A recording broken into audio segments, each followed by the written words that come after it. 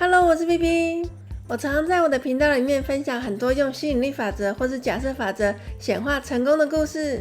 我也收到雪片般的来信，有好多观众都已经显化成功了，而且有很多是心想事成哦。今天就来跟你分享一下，听完之后你会觉得，哇，显化好像没有这么难耶。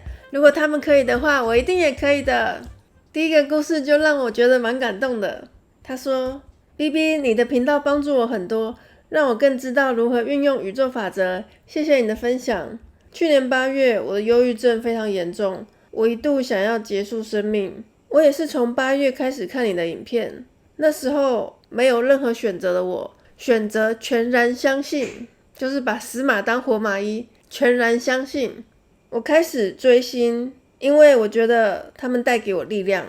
我那时候也没什么钱可以追星，这个团叫做 Day6， 是个乐团。很羡慕他们可以在海外开演唱会，但是我没有办法出国去看，我就开始观想，我见到他们了，而且我站在舞台的正中央，我非常开心，我的位置超赞，是个非常美好的回忆。我就开始观想这个画面，其他的事情就是宇宙帮我安排了。结果他们临时确定要来台湾，而且还加场，在今年的1月他们来了，我连续去了2天，而且我的位置都是正中央，我在摇滚区。当时太激动，我举起了周边娃娃，没想到主唱看到我，他一直笑，还指着我跟我讲话。结果其他的粉丝还跟我说，很谢谢我让主唱看到我们这边。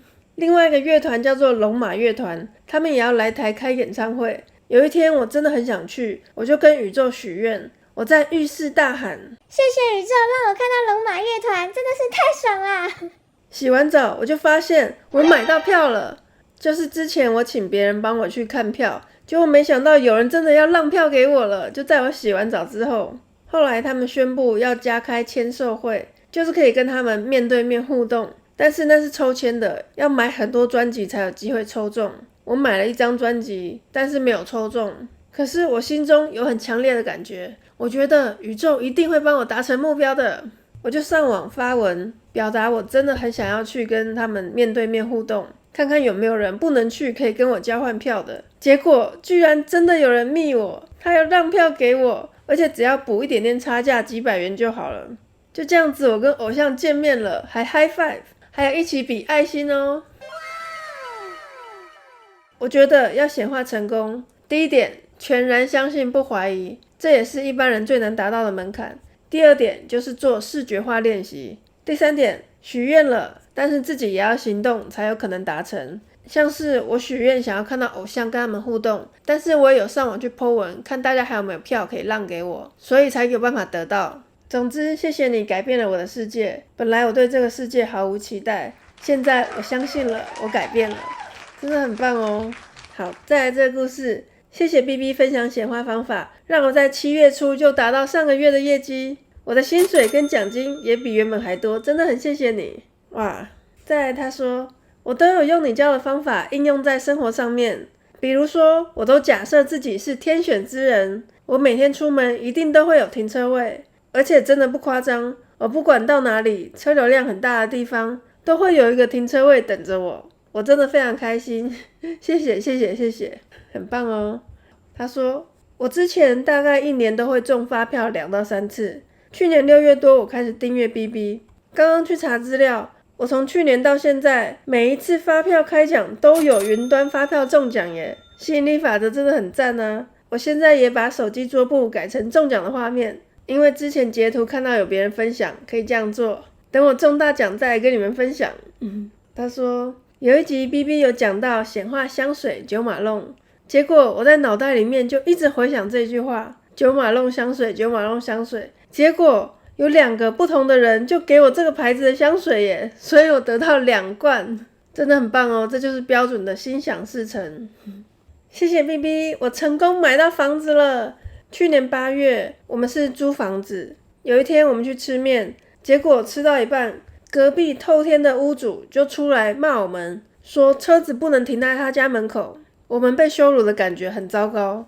吃面一抬头看到的就是一栋大楼，我就对着他说，我要住进来这间大楼，我要把车子停在地下室，我就可以直接走路过来吃锅烧意面了。结果6个礼拜之后，竟然有房子释出要卖，我就买到房子了。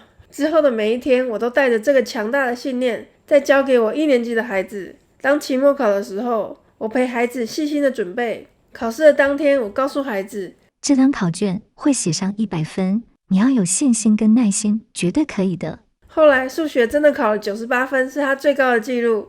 谢谢你的分享，让我一直都可以保持信心，充满希望，真的很棒哦。他说 ：“BB， 我跟你说，我显化了同事都对我很好的场景。我的公司里面有一些是外国人，我在马来西亚跟我合作的同事，他的脾气非常不好，他对我也没什么耐心，很难跟他相处。他大概50几岁了，接触他的同事都告诉我说他非常难相处，而且还容易暴怒。可是我不希望我的工作环境是这样子。”所以我就跟自己说，别人是别人，我是我，我一定能够跟他好好相处的。我的工作一定会得心应手，开开心心的。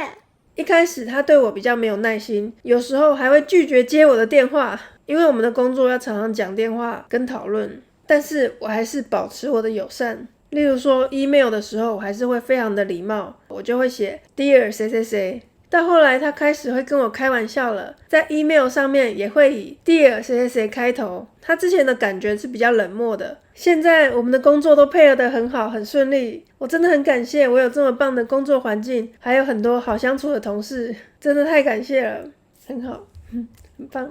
再来这个观众，他的心想事成的能力真的很厉害哦。他说：“BB， 我想跟你分享好消息。我现在人在印度，我就坐在印度的 Uber 上面，我心里想着，到底是什么把我牵引到这里来？我以前做业务的时候，曾经想过，我想要每个月都出国。结果今年1月我去了日本，2月我去了马来西亚的新山，3月我去了马来西亚的吉隆坡，4月我也去吉隆坡。5月，我男朋友从日本来台湾找我，所以没有出国。6月底跟7月现在，我来印度孟买。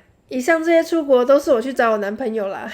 我们在印度逛了博物馆，看到释迦牟尼佛的雕像。其实我小时候常常会有觉得这个场景好像有发生过。现在我在博物馆的时候，这感觉又来了。因为很多年前，我真的很想要去印度看看释迦牟尼佛在树下打坐的那个画面，就是这样单纯的一个念头。所以现在我人在印度，就真的有一种神奇的感觉。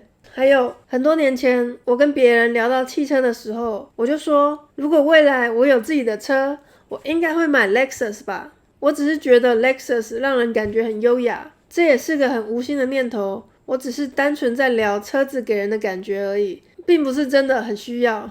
结果很多年后，就有人送我一台 Lexus， 虽然是2手的，但我也觉得非常不可思议。我那个无心的念头竟然实现了。我那时候想要小车，最好是油电混合的，最好是白色，也全部都实现了。我想把这些故事分享出来，这样子其他人看到你的影片，也会对吸引力法则更有信心。真的非常谢谢你们分享这些故事给我，有显化成功的案例也欢迎 IG 私讯我哦。上一支影片我有讲到8种很容易心想事成的人，影片在这边可以去看一下哦。请大家一定要订阅我的频道哦，还有更多有趣好玩的事情要跟你分享。那我们下次再见咯，拜拜。